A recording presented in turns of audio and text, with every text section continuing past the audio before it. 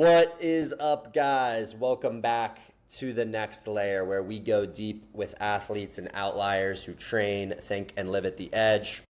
I'm Anthony, your host and co-founder of Elos, the performance thermal brand built for cold starts and even harder finishes. Today's guest has been skiing since he could walk, to be honest, filming deep in the backcountry recently and redefining what it means to move free.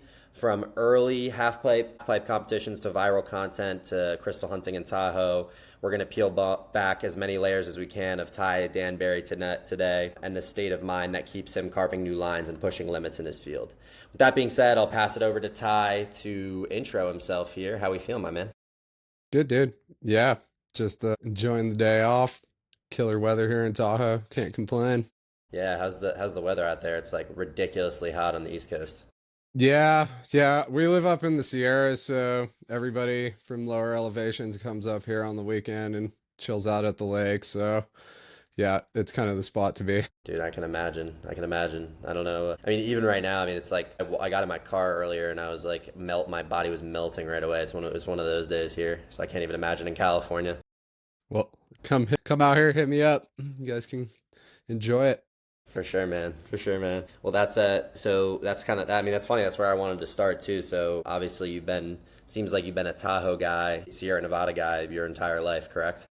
Yeah, yeah. So I grew up here in California my whole life. Parents moved me up to Lake Tahoe when I was about like 4 years old. We've always been a mountain family. My dad was head of like lift maintenance down at Big Bear, then got a job up at Homewood. So ever since I was born, I've been at the ski resorts, and guys like my grandfather was head of patrol at Kirkwood for years and taught me how to get into the backcountry. So that's kind of, yeah, third generational type deal going Yeah, dude. on, which I'm super thankful for.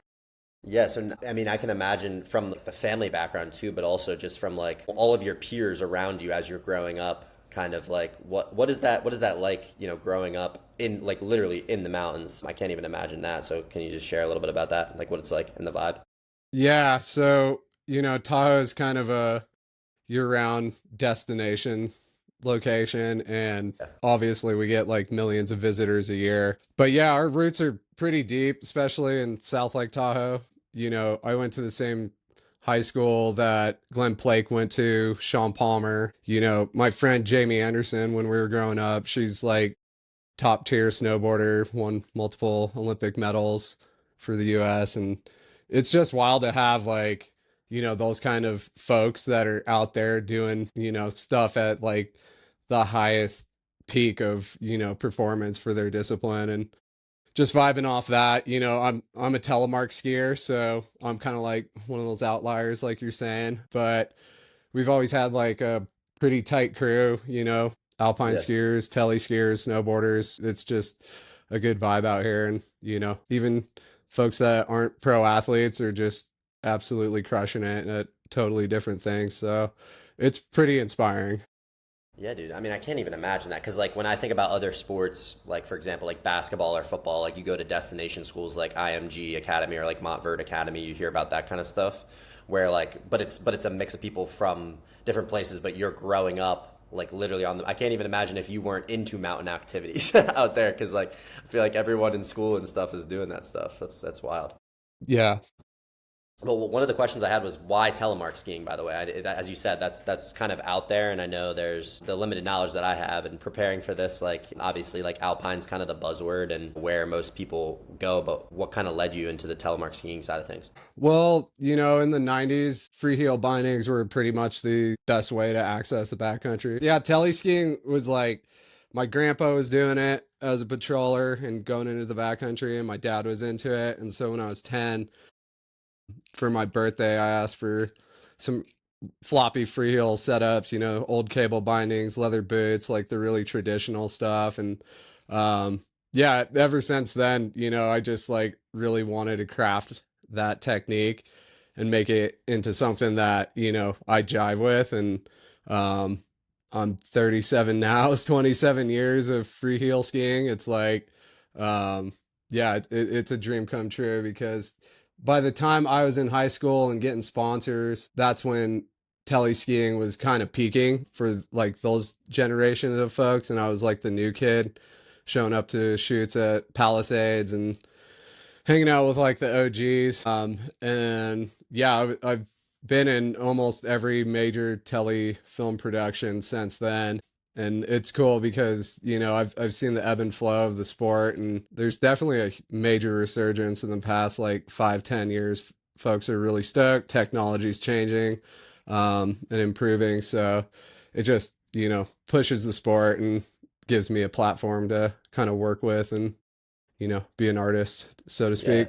Yeah, that's dope. That's dope, bro. That's awesome. Yeah, so that was what I was really curious. So like how does it work? Like you obviously first of all, you're underselling yourselves as you said. I know you were competing back in the day and you got as you said you were sponsored really when you were at a really young age, which is definitely a foreign idea to me. So first of all, who are you sponsored by? How does that kind of work? I know you said you go to school with Olympians and stuff, but like how does that all like work? And I know you said you were kind of I guess the diamond in the rough of the tele. If, I don't know if that's the best way to put it with the teleskiing stuff, but how does that all kind of work, and how do you get into that stuff? So yeah, my current sponsors are 22 Designs Telebindings, Montec Outerwear, K2 Skis, Sierra Tahoe Resort, and then my local gym, PT Revolution. They all help in a myriad of different ways, whether it's like getting solid product next to your stuff, testing it out for them, and travel budget and helping out with film projects. But initially, yeah, like a lot of folks get into it with a competition resume. You know, you kind of got to go out and like earn it and work hard. So I was lucky. My parents put me on the Heavenly Foundation, and I had some pretty rad coaches from like freshman year to sophomore year, and then after that, I was like kind of doing more stuff than my coaches were, and they're like, yeah, go get after it. And I was traveling to Europe and all around the US. It was pretty cool, more freestyle, like half pipe, slopestyle, rail jams, and big air. And then, you know, once I was in college in my early 20s, I really started getting into big mountain skiing. And there used to be a telemark big mountain tour, and there was like 4 stops with like really cool venues. And I did well enough to get invited up to Alaska and went with my buddy Stefan Riendo and a couple other tele skiers who did well at the comps. And yeah, that was like, all right, really eye opening and cool experience. And so from there, that's kind of like what pushed me into, you know, more media stuff and independent projects. And I put out Future Freeheel. There's 3 of those films you could check out online on YouTube. But yeah, it was all really well received. And honestly, filming in the backcountry is a lot less stressful than standing on top of a steep, gnarly line that you're really going to push yourself on and watching people stomp their runs or explode. And, you know, Yeah. the anxieties with competitions, I was just like, okay, this is more of like for young up and coming kids. So yeah, I still think it has a cool place, but a lot of like the top dogs are like really out there putting out cool segments. Right. What was the like couple questions from that I was curious about? What's the grind like when you're full into competition? Like I know you said it was like half pipe and slope style and stuff, and then when you got into college it was big mountain. What's that grind like? And first of all, like where'd you go to college and how'd you kind of get recruited and start like, you know, getting into that? And then what was kind of the detachment from the competition side? Yeah. So I went to college. I did 2 years at the community college here in South Lake Tahoe Community College, and then I transferred up to Sierra Nevada College, Hmm. which is a part of UNR now, but it used to be a private college when I went there. And yeah, man, I mean, like simultaneously, I was like working seasonal at the Forest Service building trails up here in Tahoe, and then you know hustling, going to college, and then trying to like balance all that with skiing. Um, yeah, it was a cool lesson in management and how you prioritize things. And obviously, getting a college degree and go to work comes first. And then, yeah, that's kind of the lessons learned. Chasing competitions, like, yeah, going, you know, a, like 800-mile drive to ski one run and like either blow up or do well. Like, it kind of took a toll on me, honestly. Like I said, just filming and being in the backcountry with your friends, like building backcountry kickers and having fires and chilling and like that's more my vibe. My wife crushes it. She still loves competing. She's a rad mom. She definitely like podiums and like kills it in the free ride world qualifier comps, Big Mountain. But yeah, even now, like there's young academy kids who are like 15, 16 years old, just absolutely going insane, doing double backflips and Dude, I can imagine. stomping. And Yeah. it's different, right? We didn't really have like that kind of access when we were young. There was like no Woodwards for trampolines and foam pits and academies. It was like kind of like on like the forefront as we were getting done with competing and whatnot. So it's rad. I have a 3-year-old daughter who's getting really stoked on skiing, and she's just going to have a lot of cool opportunities. So yeah, figuring out that balance is what I would say is wise for young up and coming skiers. Yeah, it's good advice, man. I think that was something I was going to ask you about too, your daughter, because in the Future Freeheel 3, I saw that little segment of it. I'm sure that's like a full circle moment because, as you said, like being in the mountains and doing what you're doing has been, three, now 4 generations, right? This is the 4th generation. Yeah. So that's got to come Yeah. full circle for you. I'm sure that's pretty cool to be a part of and live through, man. Yeah. Yeah, Scout Rips, shout out to K2 and Sierra at Tahoe. They've already been hooking her up with gear and ski passes and stuff. So she doesn't realize it yet, but she's definitely in a sweet spot right now. But That's pretty cool, man. it's cool, man. Can you try and get K2 to sponsor me for this? No, right? Yeah. Let's nail this podcast first. So, yeah, basically like yeah, having a daughter and being full-time Forest Service guy and still trying to do like pro skier stuff. It's cool and there's an understanding there. There's some top level athletes like in snowboarding like Jeremy Jones and Travis Rice who are also dads and like it's possible, right? So yeah, my main goal like with tele skiing and where I'm at right now is just to show like what's really possible and hopefully get younger kids stoked on it and make it more accessible too. Yeah, that's awesome, man. That's awesome. I think that's a really cool thing. I mean, obviously we've kind of been plugging here and there, and we'll definitely in the description here plug all of Ty's stuff because it's really cool what he's doing, even from like a short form perspective in the backcountry, and then obviously the films that he builds out on YouTube, all really really dope stuff. And as you said, balance I think is really important, man. And that was kind of one of the things I wanted to ask you too. Like I know you said your job kind of bleeds in maybe to your like obviously to your passion for the backcountry, which also can bleed into filming, but balancing all of this is got to be challenging. So like how do you kind of structure all that? And obviously like one thing things that I'm like what we're kind of obsessed with at Elos is and the Next Layer podcast is all about is just like being out in the cold. I don't know if there's anyone else better suited to talk about something like that than you are, man, because every day for months and months on end you're just out in the cold. So how does that like how do you go about balancing all that? And yeah, if you could just speak a little bit to that. Yeah. So yeah, I mean like I have the best supervisor at work in the world. He's like family comes first, you got to do what you got to do and work life balance is super important. You know, like making sure things at home are all dialed and going to work and having a salary to like pay for mortgage and daycare and all that stuff is obviously a top priority, but going into the winter, like right now, midsummer, I'm already having dialogue with my sponsors and, you know, chatting stuff up and trying to prioritize trips and filming and whatnot. So that's exciting. I think burnout is kind of one of those big ones, right? It's if you do too much of something, like it can really take a toll on you. So, I've had like 2 knee surgeries and, I've torn a ligament in my ankle. So, shout out to PT Revolution. Those guys get me pretty dialed and make sure that things are working. But doing yoga and like staying physically fit is super dialed, right? Like, Yeah. I've had in the past here, like I said, I'm like mid-30s, so like I've had some winters here.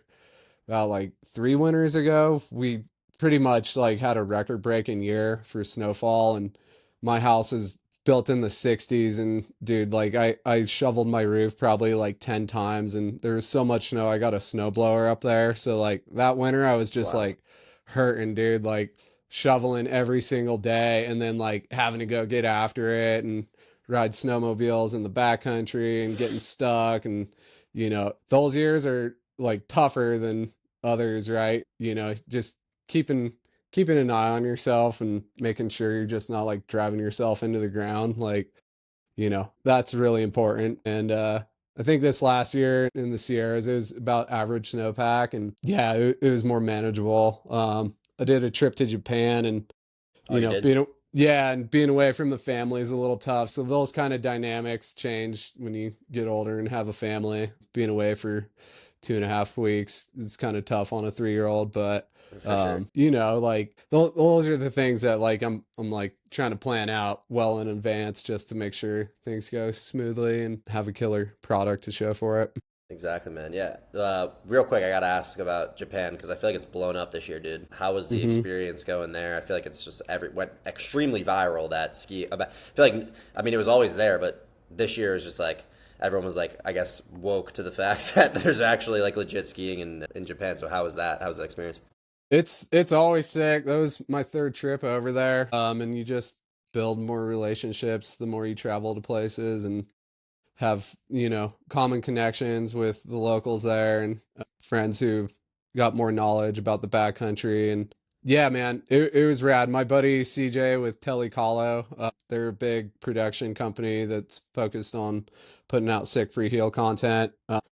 They, with support from 22 Designs, flew me and a couple other athletes over there, and we went to this kind of off the grid, top secret location off in the middle of the Sea of Japan, and met up with one of our friends. And yeah, it's like this rad little island off of Hokkaido. And yeah, I guess there's only like 15 active backcountry local skiers there, and then like a couple tourists will come and get guided. And yeah, we were really lucky. Our buddy Chris toured us around and showed us a volcano, and we didn't top out because it's so socked in, but it snowed every single day, and we're just eating ramen, drinking beer, checking out footage, building jumps, and looking at the Sea of Japan and getting the whole culture experience. It's like, yeah, it checks every single box, man. So yeah, we built out a pretty sick segment for the new Telly Colorado film.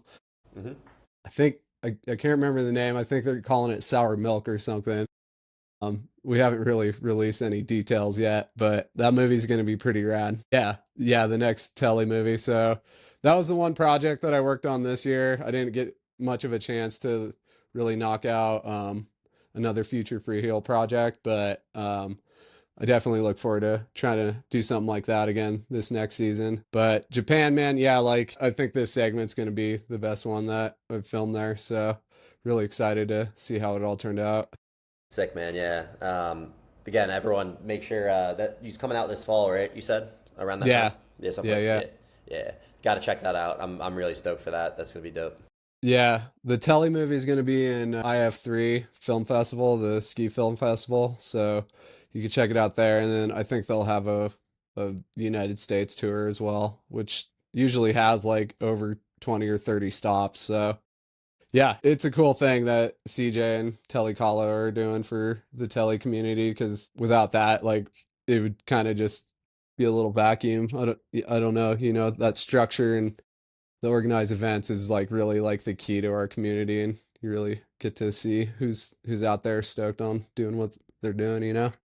Yeah, yeah, yeah. That's kind of what I was gonna ask. Like on the community side, I don't know. I just get the vibe from when you're talking about it. Like even from a young age to now, like I feel like a lot of the telecommunities seemingly on your back a little bit. So just speak a little bit to like how it's grown, and obviously you're a face of it, but how the community's grown and how you see it growing moving forward over the next couple years. Cool. Yeah, that's a rad question. Yeah, man. I mean, I started out like the first film I was in was shot on 16 millimeter film. It was Unparalleled Productions 4. Those are the With a best lot. ones, dude. Those are the best Yeah, ones. yeah, and like It's I was, great and stuff. yeah, it's got a cool feel, right? So like I've been there since then, and now it's like very social media oriented, and obviously all outdoor companies, like you got to have somewhat of a presence to be relevant, whatever discipline you're doing, Yeah. right? So Yep. that's kind of how it's changed in terms of like accessing content. Whereas like back then, like Telemark magazine was like a cool print, coffee table print, and getting in a magazine was like more rad than a film segment, right? Yeah. So since magazines have like kind of shifted towards that digital platform, I think Telly followed suit with that. Um, that's how most Freeheel folks are staying connected. But yeah, man, I think going into the future, having access to like the crazy stuff we do, like drones and GoPros, and having it be that much more accessible for like the consumer and for young kids to go out and show what they're doing and put their name out there. I think everybody has a good chance of going viral if they put time into it, and like videos can blow up and people are interested and they're like, why are they dropping their knees? Are their bindings broken? Like, even that, like, novice of a question is like kind of a segue, and sometimes people get telly curious and want to jump into it. So I always have people in like my messages like hit me up about gear and mounting skis and technique. So it's really cool. I find it really rad that people reach out and are genuinely interested in it. So I think that, and yeah, like the tele community is rad. Like more in Colorado, they have like full academies with like 100 tele kids in them. Hmm. So like there's some rad up and comers like Orion Cherney and his little brother. Like they're ripping and competing at a pretty high level on tele gear. And yeah, like I said, like that's how you get into it, is doing that competition thing, and then from there you could like turn it into whatever you want. So I think the blueprint's kind of built, but that next generation, they're gonna heavily rely on like social media and yeah, connecting that way, and more tele meetups too. I think like that's a cool one that Tele Colorado has started a trend with, like getting tele skiers out there on the mountain and just go ripping turns and having a beer at the bar after. So Yeah. yeah, same old kind of crunchy hippie stuff, but yeah, with a new 21st century spin on it. For sure, man. I mean, that's the way of the world, dude. With everything, there's a touch of, we're on a podcast now for a reason too, right? Like the world is changing, and the media landscape along with it, obviously, and and that's why like your story is pretty cool, man. You're I guess at this point, would you consider yourself an OG to the community? Like you were posting like short form stuff like even before Meta, right? That's what you were Yeah, saying. Yeah. yeah. I mean, like, yeah, I had a YouTube account like 6 months after YouTube was a website, and Exactly. Yeah. like, so yeah, I definitely have been around for a while, and I'm probably like one of the last surviving OGs, if you will, which is rad, dude. Like, there's a couple of us out there that are still getting after it. Shout out to my buddy Telly John in Norway. Weird Telly skiing. He's rad. He was at all the same comps as me. He'd fly halfway across the world for a tele It's comp, and crazy.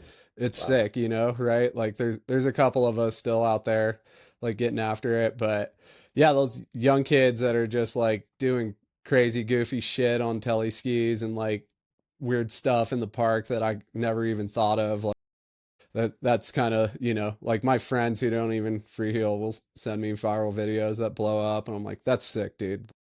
That's kind of what I was hoping this thing would Yeah. turn into. So, Hmm. yeah, man. I mean, like, I ski with guys like Josh Dyack and Bernie Rossa down in Mammoth, and they're like early fees, right? Like more gray hairs than me, but like they're just building their skill set like every single year. Like they are like fine wine, right? Like they just get better and better. And Josh is now like a GoPro athlete just because of like some of the crazy lines that he's skied, and they picked him up. So that's super inspiring to see like guys in their 40s still just like better than, literally better than like 99.9% of like the other pro big mountain skiers out there. You're just like, holy shit, these guys are just so dialed. So Sure. yeah, that's kind of like inspiring to me, right?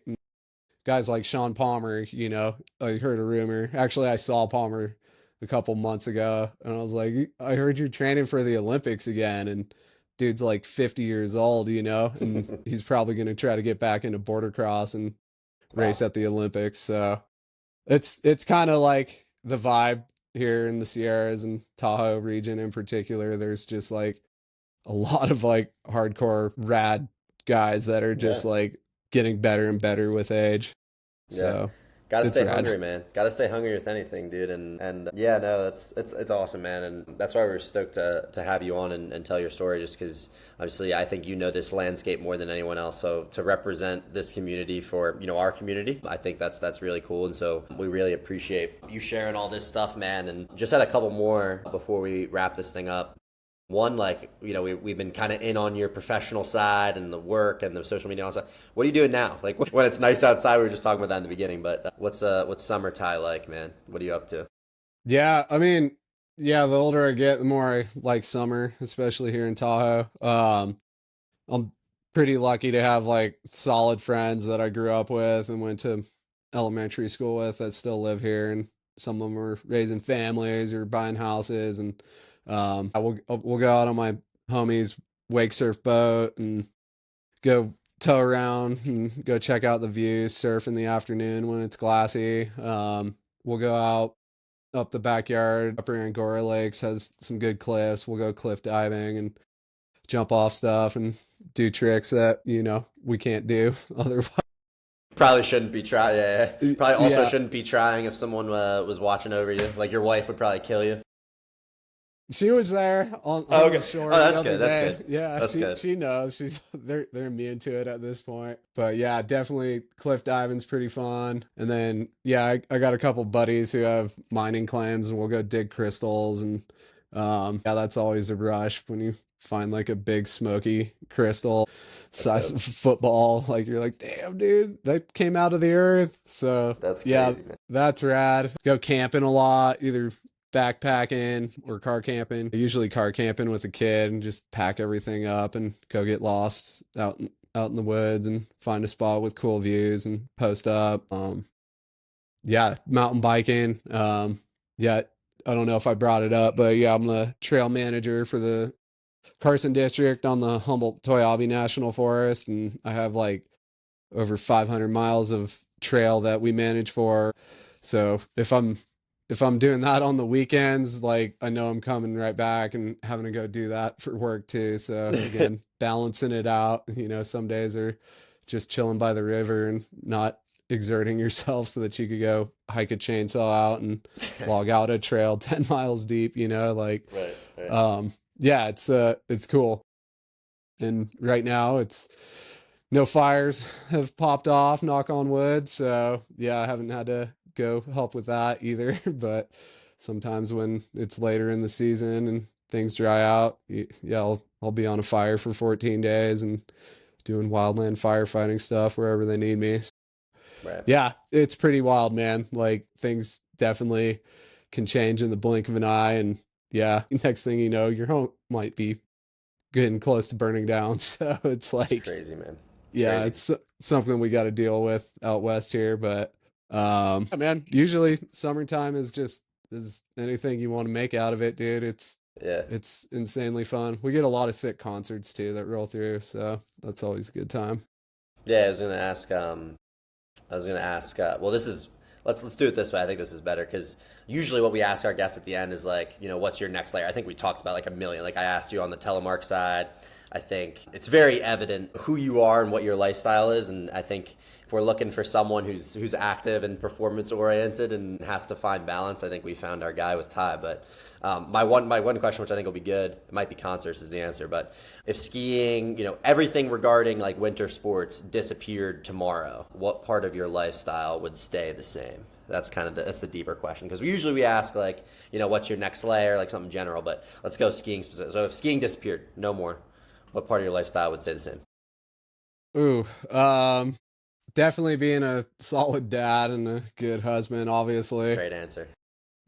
Like can't change that up. Obviously, if everything else had to get canceled out, those would be the last to go. But Sure, man. like just staying active and being really in tune with like what you're doing and trying to be a professional, like whether you're getting paid to do it or not, like always being curious and trying to get better at things. I think that would kind of stick around. My big passion like with work is like doing rock work and building bridges and doing that kind of construction and running chainsaws. So Yeah. felling big dead trees and yeah, being out in the woods, that definitely wouldn't change. Yeah, man, for sure.